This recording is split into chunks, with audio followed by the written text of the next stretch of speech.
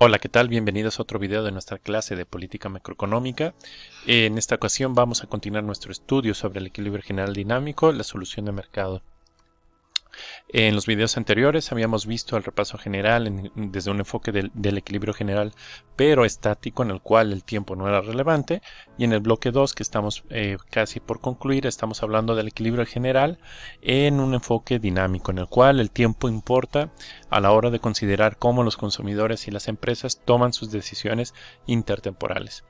El día de hoy nos toca analizar concretamente el equilibrio de mercado en un contexto dinámico, y para ello vamos a traer o recordar los conceptos vistos en los videos anteriores, en particular el tema de los consumidores y la decisión intertemporal, y el tema de la empresa en una decisión intratemporal. Es decir, deben recordar que en los dos videos anteriores hablábamos sobre el aspecto de cómo las empresas elegían en el tiempo cuando existía, por ejemplo, la emisión de deuda, pedían para poder financiar sus proyectos de inversión, y esta deuda necesariamente implicaba la inclusión del tiempo en las decisiones de la empresa.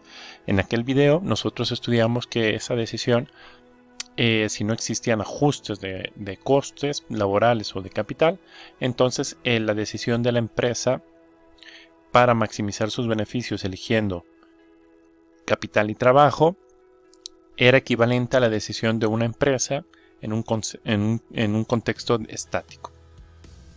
Y vamos a recuperar esa versión de la decisión de la empresa, dado que eso nos va a facilitar o simplificar el análisis y la solución de nuestro modelo de equilibrio general. Y no obstante que estas simplificaciones que aplicamos, no obstante de esto, les decía, el modelo sigue siendo bueno para replicar, o no, más bien para explicar mucho de las dinámicas que observamos en el aspecto macroeconómico. Entonces, les comento de nueva cuenta, vamos a recuperar el tema de los consumidores y su decisión intertemporal, y las empresas cuando la empresa es, digamos, como se comporta como si fuese una empresa estática. En cada periodo va a maximizar eligiendo capital y trabajo sin tomar en cuenta sus decisiones intertemporales. Continuamos pues entonces con el estudio del equilibrio general dinámico, planteando una serie de supuestos. Los consumidores, como antes, eligen maximizar su utilidad eligiendo la cantidad de activos, eligiendo la cantidad de trabajo, en este caso decisión ocio-trabajo. Vamos a observar pues que las empresas maximizan sus beneficios eligiendo a nivel de capital, la cantidad de trabajo, y veremos entonces después propiamente el equilibrio dinámico, cómo van a interactuar los consumidores y las empresas en los mercados. En este primer video vamos a ver un modelo en el cual no hay una decisión ocio-trabajo, es decir, los consumidores en nuestro modelo van a ofertar trabajo de forma inelástica, es decir, a cualquier nivel salarial ellos siempre están dispuestos a trabajar, y entonces estos trabajadores van a ofertar toda la unidad de trabajo que ellos poseen. Después veremos una versión del mismo modelo en el cual la única variación que vamos a tener es que ahora los consumidores van a tomar una decisión sobre cuántas horas trabajar y cuántas horas descansar. Los supuestos de este primer video, en el cual es un modelo sin ocio, vamos a hablar que el tiempo es discreto, es decir, que el tiempo toma periodos de 1, 2, 3 enteros hasta infinito. El agente representativo va a vivir como antes infinitos periodos, y en el cual está interesado entonces maximizar la utilidad de la descontada de esos infinitos periodos. Es como recuerden, estamos hablando de una dinastía y nos interesa ahora maximizar el bienestar de mi familia, de esta dinastía, en el tiempo presente. El agente representativo, en este caso, digamos el jefe de esta dinastía en el periodo inicial T, oferta de trabajo, cada uno de nuestros agentes en nuestra economía va a ofertar el trabajo de forma inelástica, sin importar el salario y no hay ocio. Nuestros agentes van a prestar los activos de capital que poseen con base a una tasa de interés y lo prestan a las empresas, y aquí vamos a mantener el supuesto que hemos visto en los otros videos. Cada agente en nuestra economía es poseedor o posee una empresa, por tanto el número de agentes que van a prestar activos de capital va a ser el igual número de empresas en nuestra economía. la economía cerrada, y esto significa que no hay flujo comercial ni de capitales. Es decir, todo lo que se produce en nuestra economía se va a consumir en esta economía, y todos los capitales que existen en la economía, o mejor dicho, todo el capital físico que existe en la economía es generado a través del ahorro de los individuos y del stock inicial de capital o de activos de capital que tienen los consumidores. Hablar de economía cerrada pues nos permite evitar entrar en temas de modelación más complejos, por ejemplo, considerando flujos de capital que vienen del extranjero, ¿no? La inversión extranjera, por ejemplo, es un flujo de inversión de capital que no vamos a considerar en nuestro ejemplo de este día. Con estos supuestos, el ingreso total del individuo es básicamente la suma de sus ingresos laborales más ingresos por sus activos de capital, donde W es el salario, como habíamos mencionado antes, multiplicado por 1, porque cada consumidor tiene una unidad de trabajo que puede alquilar a las empresas, por lo tanto es redundante poner aquí un 1, y por eso solo aparece el salario. Es el salario por unidad de trabajo, en este caso solamente tendremos W, y es nuestra querida ingreso laboral, más la tasa de interés que le pide a las empresas los consumidores, que le van a prestar a la letra A, que significa su activo de capital. La suma de estos dos flujos corresponde pues al ingreso total del individuo. Con base en este ingreso total, entonces podemos construir nuestra restricción presupuestaria. Ya habíamos dicho que los ingresos están constituidos por la suma de estos dos flujos, y de los cuales, por ejemplo, este ingreso, una parte puede ser ahorrado para acumular más activos de capital. Aquí en pantalla, como en el video anterior, en el video respecto a la decisión de los consumidores en un contexto intertemporal, vemos la restricción presupuestaria de nuestro modelo. El primer término nos dice que la variación, el delta, el triangulito, significa diferencia entre dos periodos de la variable A, que es la definición aquí en pantalla. Entonces decimos la diferencia entre activos en un periodo de otro se debe a básicamente que una parte de mi renta es mi ingreso o renta menos lo que he consumido en ese periodo. La diferencia entre ingreso y gasto va a ser la diferencia de activos, o en otras palabras, nuestro ahorro va a ser directamente lo que va a explicar el incremento, la variación en la cantidad de activos en nuestro modelo. Esta ecuación anterior se puede escribir ahora como la ecuación 1, en la cual hemos simplemente puesto o hemos despejado que el activo de mañana depende de nueva cuenta, mis ingresos menos mi consumo. Como vimos en los videos anteriores, la función de utilidad intertemporal está expresada como la suma de las utilidades en cada uno de los periodos en los cuales viven los agentes, pero descontadas. Es una suma descontada donde el factor de descuento está determinado por el parámetro beta, que toma un valor entre 0 y 1. Por tanto, la elección óptima de nuestro consumidor o individuo representativo está representada por resolver, encontrar. Por tanto, la elección óptima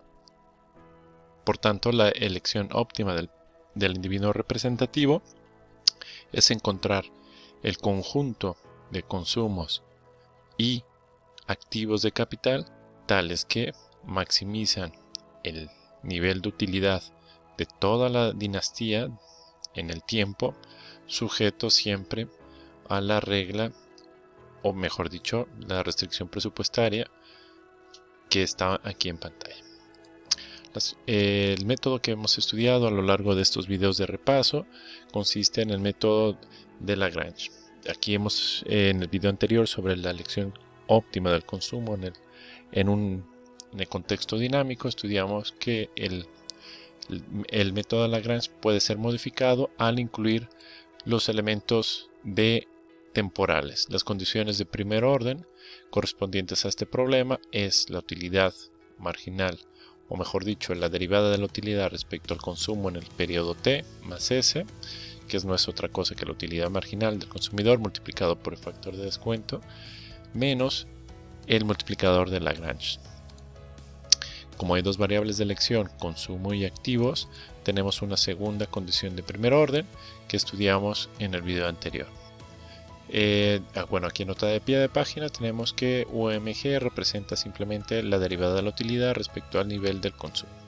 Entonces las ecuaciones 3 y 4 representan las condiciones de primer orden bajo las cuales vamos a calcular o determinar el conjunto de consumos y de activos que maximizan el nivel de utilidad de nuestro agente representativo y por tanto de toda la dinastía.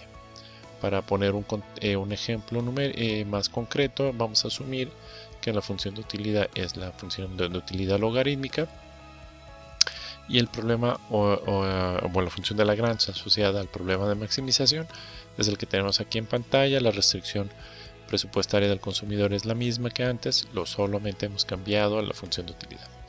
Este es el mismo problema que vimos en el video respecto al consumo, el problema del consumidor en el contexto de intertemporal, y por lo tanto simplemente voy a poner aquí en pantalla los resultados de estas condiciones de primer orden. La primera corresponde al consumo, la segunda a los activos en todos los periodos. En el caso del consumo es a partir del periodo inicial y la elección de los activos corresponde a después del periodo inicial. Por eso tenemos un diferencial aquí distinto ese. Recordemos que es un indicador de los periodos, años o décadas, generaciones también pueden ser interpretados que pasan en este modelo. Vemos que en el caso de las variables de consumo, la elección la tiene que tomar el consumidor desde el momento inicial cuando estamos S igual a 0. En el caso de los activos, solamente puede tomar decisiones a partir del siguiente periodo. ¿Por qué no el periodo igual a 0? Porque la variable de activos es una condición predeterminada. Esto quiere decir que los consumidores, cuando inician, digamos, la dinastía inicia ya con unos activos en su posesión. No nos interesa saber de dónde provienen, pero ya estaban en posesión de la dinastía. Y no son variables sobre las cuales, o mejor dicho, esa condición inicial no es una variable en la cual el consumidor pueda determinarla, dado que para él ya está dado. Dicho esto, teníamos que, en el caso tomando dos periodos para poner un ejemplo, tenemos que la utilidad marginal en el periodo 0 y en el periodo 1 es la que tenemos aquí en pantalla, 1 dividido por C, y en el caso del periodo siguiente es igual a 1, tenemos que la derivada es la misma estructura, pero multiplicada por por el factor de descuento. Dividiendo las expresiones unido anteriores, tenemos que una expresión que nos vincula la tasa de crecimiento del consumo. Observamos aquí que tenemos el consumo en el periodo siguiente dividido por el consumo anterior. En dos periodos, estamos comparando dos niveles en dos periodos. Por lo tanto, estamos comparando el crecimiento relativo de estas dos variables y podemos referir a este término de aquí como la tasa de crecimiento de la variable consumo. Está asociada al multiplicador de Lagrange, como explicamos en el video correspondiente del consumo. La ecuación 5 es la ecuación 5 vincula pues entonces la tasa de crecimiento del consumo con la del multiplicador de Lagrange. La ecuación o la condición de primer orden respecto a los activos. También podemos hacer el mismo ejercicio a partir de la primer periodo. Tenemos que a partir del primer periodo tenemos que la tasa de crecimiento del multiplicador de Lagrange está vinculada a la tasa de interés de nuestro modelo. Sustituyendo la ecuación 6 en la ecuación 5, como antes, vimos que la tasa de crecimiento entonces del consumo está expresada o depende de la tasa de interés multiplicado por el factor de descuento. Recordemos que hubo una práctica asociada a este problema y en esa práctica veíamos que si la tasa de interés se incrementa, el crecimiento del consumo también aumentará. Y esto es así debido a que el aumento de la tasa de interés hace más atractivo ahorrar. Es decir, hoy si nos prometen una tasa de interés para el día de mañana, T más 1, más elevada, digamos de 10%, y la tasa actual es de 4%, entonces nos prometen que nos van a pagar por nuestros ahorros un 10%, entonces eso incentiva que los individuos ahorren ahora que esto implica sucesivamente disminuir el consumo. ¿Por qué? Porque estamos esperanzados de que por ahorrar ahora, consumir menos hoy, vamos a consumir mañana más. ¿Por qué? Porque tendremos un ingreso asociado a esa tasa de interés superior a la actual. Esto lo vimos en el problema anterior, les comentaba, entonces siempre vamos a poner las referencias ahora en el video de aquí. En la parte superior van a encontrar las referencias al video que hicimos el repaso con un poquito más de detalle sobre el consumo. En este siguiente video tenemos pues entonces el problema de la empresa representativa. Vamos a asumir que es el caso sin ajustes de costos, ni de capital, ni laboral. Y como habíamos visto en el video correspondiente, el problema de maximización en un contexto intertemporal, cuando la empresa no hace ajustes al nivel cuando no hay costes de ajustes asociados a las elecciones de consumo, de capital y trabajo, entonces el problema de maximización de beneficios de la empresa simplemente es el problema estático clásico que vimos en microeconomía. Es decir, la empresa va a maximizar beneficios eligiendo capital y trabajo. La función de beneficios, como siempre, tiene la misma estructura. Al inicio tenemos los ingresos por las ventas. P es el precio del bien. Y es la función de producción, olvidé decirlo. En este caso una función Cobb-Douglas con rendimientos constantes a escala. Recordemos que la suma de los exponentes nos indican si la tecnología presenta rendimientos decrecientes, constantes o crecientes. Cuando la suma de los exponentes da igual a 1, entonces nuestra tecnología tiene rendimientos constantes. Dicho esto, entonces P por la producción nos daría pues los ingresos por las ventas menos los costos de producción. En este caso estamos incluyendo también, asumiendo que la empresa representativa paga un salario a una cantidad de trabajo que contrata y paga una tasa de interés más una tasa asociada a la depreciación. Es decir, las personas que alquilan su alquiler, en el alquiler le cobran una tasa por el precio del capital, la tasa de interés, pero asociado a ese costo se agrega una tasa extra que es la tasa de depreciación de capital, debido a que podemos interpretar este sumatorio de tasa de interés más depreciación como un coste extraordinario que deben de pagar las empresas, porque al momento de usar el capital estás depreciando el capital. Yo cuando alquilo mi automóvil, por ejemplo, para ponerlo a trabajar, lo podría poner a trabajar en Uber. Este automóvil yo le cobro una renta a la persona que quiere trabajarlo como servicio de taxi, pero en ese precio de renta que le cobro está incluido por una parte el costo del capital, más mis cálculos sobre la depreciación de mi capital. Al estarle prestando mi capital, yo quisiera poder, con los ingresos que obtenga por la renta, comprar o reponer el capital que se va a destruir o bueno, va a quedar en condiciones no óptimas para seguir funcionando. Entonces, en este caso, el precio del capital no es solamente la tasa de interés, sino que agregamos la tasa de depreciación. Entonces, la función de beneficios, como siempre, tiene dos elementos: ingresos menos costos. La elección óptima la elección para maximizar beneficios, aquí lo que en pantalla presentamos es la regla directa que nos menciona en los libros de microeconomía. Básicamente en estos, la regla directa nos dice que las empresas van a maximizar beneficios cuando elijan el nivel de capital y trabajo o más factores productivos, tales que las productividades marginales de estos factores productivos igualen el costo marginal de los factores productivos. En pantalla, entonces, en la parte superior tenemos pues básicamente en el primer término con signo positivo, tenemos la productividad marginal del capital multiplicado por el precio del producto menos el costo del capital. Aquí tenemos que regresar al slide anterior simplemente para mencionar, lo he escrito para sintetizar, R mayúscula es igual a RT, la tasa de interés más la depreciación. ¿Okay? Entonces, aquí abajo tenemos la misma regla: productividad marginal, el primer término con signo positivo, y en este caso el costo es el salario, la tasa salarial. Aquí implícitamente ya he hecho la sustitución de R igual a R más delta. Si nosotros despejamos la expresión en pantalla, obtendremos que la tasa de interés tiene que ser neta de depreciación es igual a la productividad marginal menos la depreciación.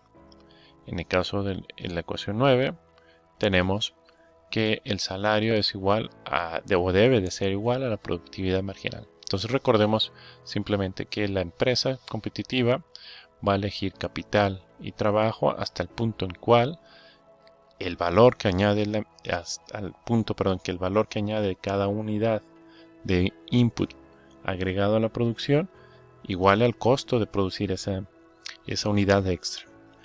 Cuando tenemos los elementos de la elección óptima de las empresas, recordemos que las empresas van a elegir capital y trabajo hasta que las ecuaciones 8 y 9 se satisfagan, se cumplan, y el consumidor va a elegir óptimamente el nivel de consumo a través de la regla de la ecuación de Euler.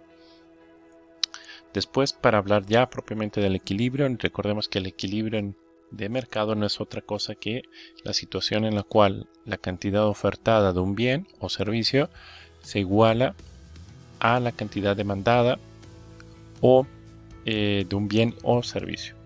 Entonces esto se aplica tanto para bienes, servicios como había dicho propiamente, pero también para los factores productivos. Hay un mercado de capital, hay un mercado de trabajo. En nuestro modelo, aquí en clase, tenemos que la ecuación 10, tenemos tres mercados. El mercado de bienes, donde C es el producto de consumo, Y es el producto de consumo y C es la cantidad que desean demandar los individuos en nuestro modelo del producto Y. Aquí tenemos multiplicado los precios, obviamente esto se cancela y básicamente la ecuación 10 quedaría como C igual a Y. El segundo mercado es el mercado de trabajo, donde igualmente la demanda lo hemos expresado al lado izquierdo y la oferta al lado derecho. Observe que la demanda viene determinada por esta L aquí en pantalla, es la cantidad que la empresa desearía contratar. W es el salario que está fijado por el mercado 2 que está aquí en la ecuación 11 básicamente. Y en el lado derecho tenemos la oferta. La oferta está determinada por la cantidad de trabajo que se está ofertando. Observen ustedes en este punto, he señalado en paréntesis que ambos lados de la ecuación están multiplicados por n. ¿Qué significa esto? Pues básicamente que en nuestro modelo, dado que hemos estudiado que los consumidores son propietarios de las empresas y en particular hemos impuesto que cada consumidor es propietario de una empresa, por tanto el número de consumidores es igual al número de empresas. Bajo ese supuesto, entonces la cantidad de demanda de una empresa que está al lado izquierdo, L, multiplicado por N sería la demanda agregada, porque N es el número de consumidores y empresas en nuestra economía. Por lo tanto, el lado izquierdo es la demanda agregada de trabajo, mientras que el lado derecho de la ecuación 11 es la oferta agregada.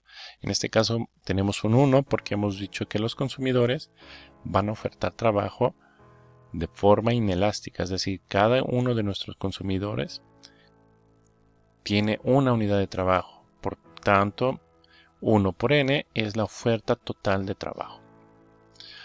La misma situación ocurre en el caso de los activos de capital. En el mercado de activos de capital, demanda y oferta deben de ser, es una condición de vaciado de mercado, se debe de cumplir. En el lado izquierdo tenemos, aquí hay un typo, un error muy importante. En el lado izquierdo es la oferta de capitales y en el lado derecho es la demanda. Las empresas eligen capital, K, y en el lado izquierdo los consumidores ofertan activos de capital, sus activos los envían al mercado. Igual manera, la lógica de anterior lo multiplicamos en ambos lados simplemente para señalar que es la demanda agregada. Hay n consumidores, hay n empresas. Dado los supuestos del modelo, los mercados de mercado y capital, trabajo y capital se encuentran directamente en equilibrio.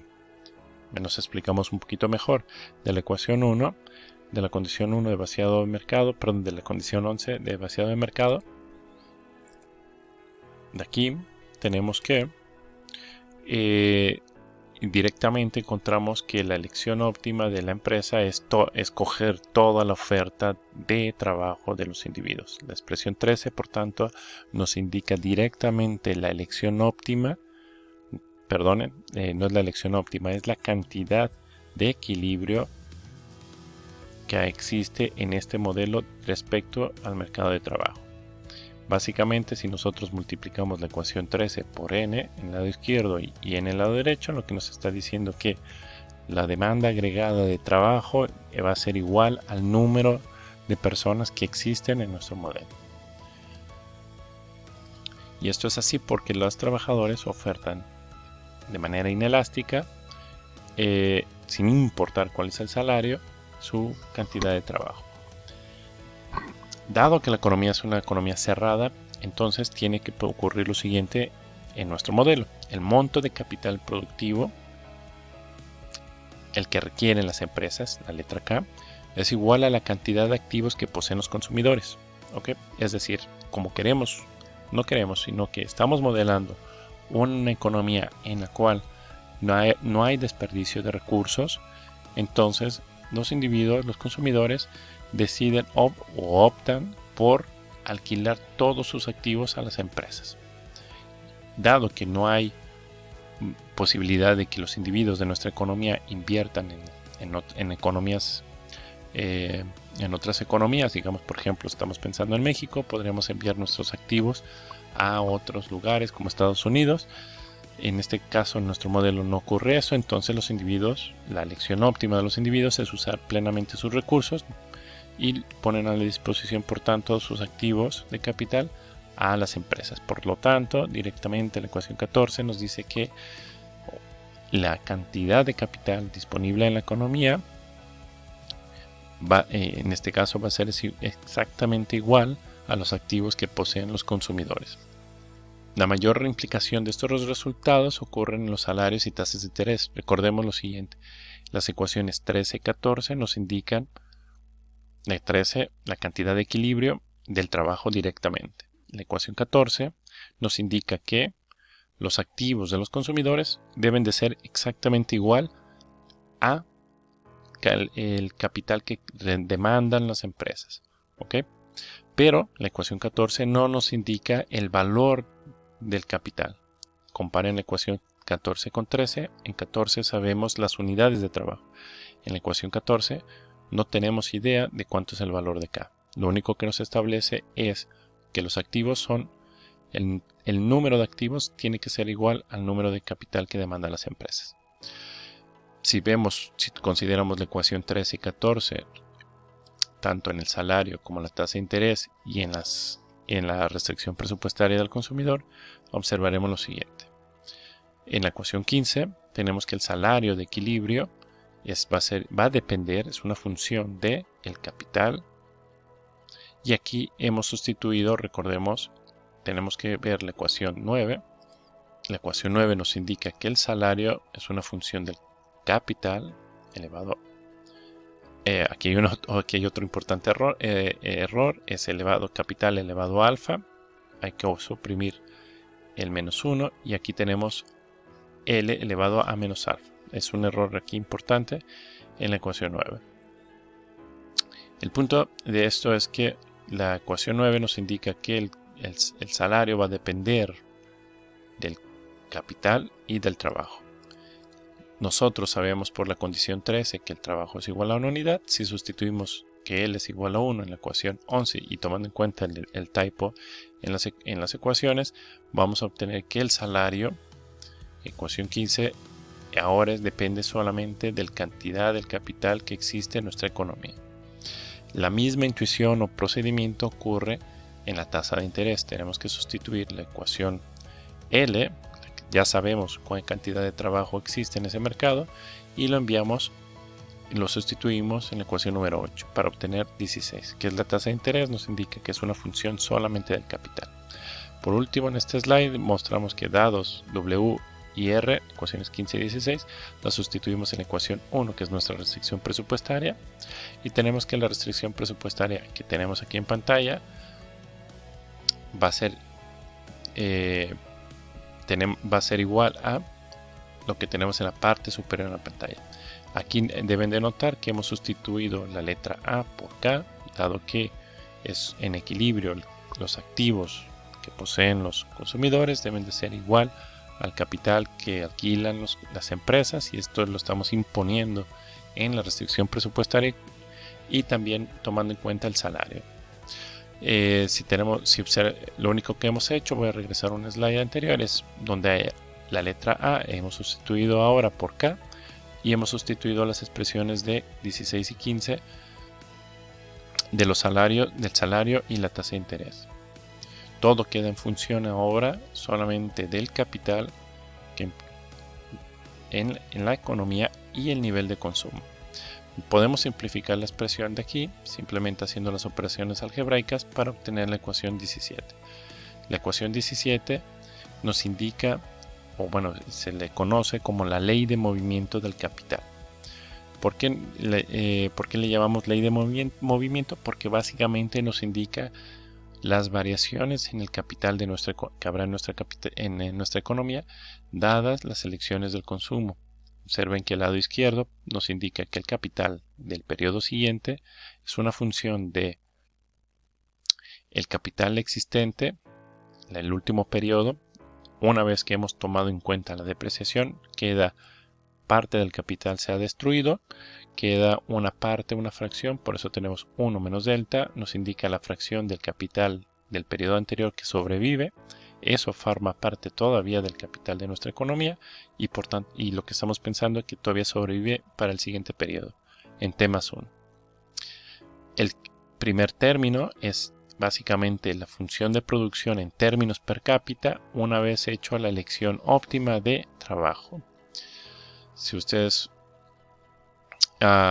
y menos el consumo, básicamente el término K menos C nos está indicando la fracción de la producción total en nuestra economía que no se consume. Por tanto, el capital de mañana va a ser esta fracción de la producción que fue ahorrada más el capital que sobrevivió al periodo anterior. La suma de estos dos términos va a determinar el nivel de stock de capital en el periodo T más 1. Entonces, la ecuación número 17,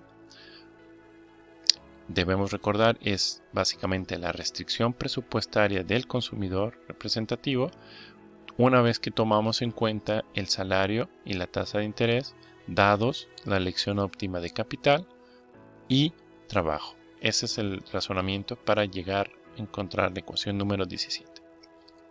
La ecuación de ley de movimiento del capital y la tasa de crecimiento del consumo, o la ecuación de Euler, como también se le suele conocer, caracteriza la dinámica de la economía. ¿Qué quiere decir esto?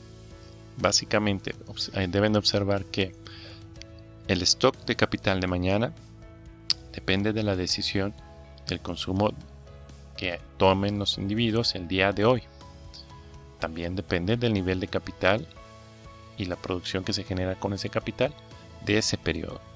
Observen que la ecuación 18 determina cuánto consumo voy a tener, o van a generar el crecimiento, entre dos periodos del consumo, dado el nivel de capital que esperamos mañana. El sistema, estas dos ecuaciones básicamente representan la dinámica de toda la economía. En dos ecuaciones estamos representando, o mejor dicho, estamos caracterizando la dinámica, cómo evoluciona la economía agregada de un país a través de solo dos ecuaciones. Aquí en pantalla planteamos que es importante subrayar que estas ecuaciones satisfacen en todos los periodos. En todos los periodos van a satisfacer el vaciado de mercados. ¿Por qué decimos esto? Porque la ecuación del capital, recordemos que se obtiene a partir de las condiciones de vaciado de mercado, que nos dice que la cantidad de trabajo es igual a una unidad. La hemos tomado en cuenta para construir la ecuación de la ley de movimiento del capital. También hemos tomado en cuenta que los activos de los consumidores son igual a la capital disponible. Esta es la condición de vaciado de mercado del capital. Y también hemos tomado en cuenta, estos son los vaciados de mercado. Fíjense que aquí hemos enfocado nuestros esfuerzos solamente en dos mercados. Hemos encontrado las cantidades de equilibrio, pero el tercer mercado, el de bienes, no lo hemos considerado. Y esto es así por la ley de Walras, que también lo vimos en el capítulo en videos anteriores. Bueno, dicho esto, entonces lo que nos está planteando aquí en pantalla, cuando decimos que la ecuación del capital y la tasa de crecimiento satisfacen el vaciado de mercados, ya hemos visto que el capital, las condiciones de vaciado de mercado nos permiten construir la ley de movimiento del capital, y dos, la elección óptima de los consumidores y las empresas. Es decir, estas dos ecuaciones satisfacen la elección del consumidor y las empresas en el sentido de que son generadas a partir de las condiciones de primer orden. Ustedes deben recordar que la empresa, cuando elige óptimamente trabajo y capital, lo hace a través de estas reglas. La derivada de los función de beneficios, que respecto a cada uno de los factores productivos, debe ser igual a cero. Las cantidades de equilibrio que hemos encontrado son derivadas de esta situación.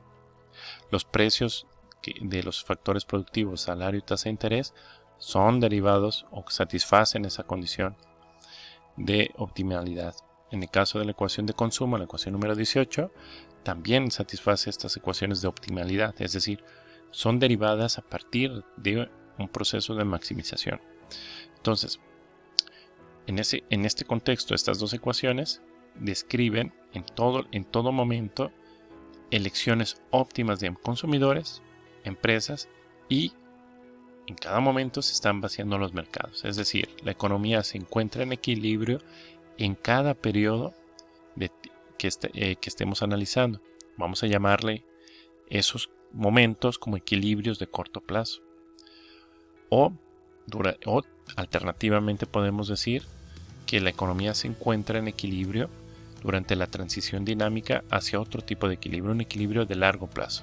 A este equilibrio de largo plazo le llamaremos estado estacionario. Para resumir, tenemos pues que durante la transición dinámica, es decir, cuando la economía evolucione hacia un equilibrio de largo plazo, que llamamos estado estacionario, veremos que las decisiones de consumo en cada periodo afectan la acumulación de capital, y de forma simultánea el capital disponible afecta el nivel de consumo actual y futuro. Esta conexión entre consumo y capital en el presente y futuro está descrito por el sistema de ecuaciones del slide anterior. La solución de este sistema de ecuaciones es compleja y en la mayoría de los casos vamos a requerir, mejor dicho, métodos numéricos para encontrar una solución aproximada. Es decir, las ecuaciones, permítame regresar de veces, la ecuación 18 y la ecuación de la ley de movimiento de capital son ecuaciones dinámicas, en particular son ecuaciones en diferencias, cuya solución, y es un sistema de ecuaciones en diferencias cuya solución muchas veces no es posible obtener de forma analítica. Entonces tenemos que emplear métodos numéricos, que quiere decir que tendríamos que usar el ordenador, la computadora, para poder resolver este sistema de ecuaciones. ¿Cuál es la solución de este sistema de ecuaciones? En el caso de en sistemas estáticos, la solución corresponde a un solo valor, es decir, tendríamos un valor de capital y un valor del consumo. En el caso de ecuaciones dinámicas, lo que vamos a obtener como resultado es una serie de valores de consumo y capital para cada periodo que estemos analizando. Es decir, el resultado de un sistema de ecuaciones diferenciales es encontrar una trayectoria en el tiempo de consumo y capital que satisfacen continuamente las ecuaciones que tenemos aquí en pantalla, y estas, al ser satisfechas, también satisfacen el vaciado de mercados, la elección óptima del consumidor y las empresas. Por tanto, resolver un sistema de ecuaciones diferenciales es más complejo que resolver un sistema de ecuaciones estático. Por tanto, necesitamos métodos numéricos, emplear la computadora para resolver este tipo de problemas.